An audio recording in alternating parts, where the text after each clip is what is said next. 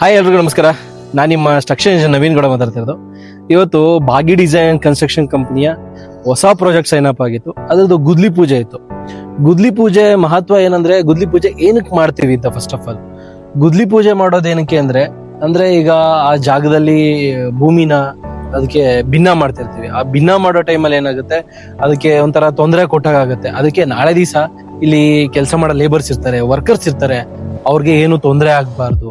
ಮತ್ತೆ ಭೂಮಿಗೆ ನಾವು ಭಿನ್ನ ಮಾಡ್ತಾ ಇದೀವಿ, ನಮ್ಮನ್ನ ಕ್ಷಮಿಸು ಅನ್ನೋಕ್ಕೋಸ್ಕರ ನಾವು ಮೊದಲನೇ ಪೂಜೆ, ಯಾವುದೇ ಒಂದು ಕೆಲಸ ಮಾಡ್ಬೇಕಾದ್ರೆ ಮೊದಲನೇ ಪೂಜೆ ಮಾಡ್ಬೇಕಾದ್ರೆ, ಒಂದು ಲ್ಯಾಂಡ್ ಆಗಿರ್ಲಿ, ಒಂದು ಲ್ಯಾಂಡ್ ಡೆವಲಪ್ಮೆಂಟ್ ಆಗಿರ್ಲಿ, ಅಥವಾ ಒಂದು ಬಿಲ್ಡಿಂಗ್ ಕನ್ಸ್ಟ್ರಕ್ಷನ್ ಆಗಿರ್ಲಿ, ಏನೇ ಮಾಡ್ಬೇಕಾದ್ರೂ ಕೂಡ ನಾವು ಗುದ್ಲಿ ಪೂಜೆ ಮೊದಲು ಮಾಡ್ಬೇಕಾಗತ್ತೆ.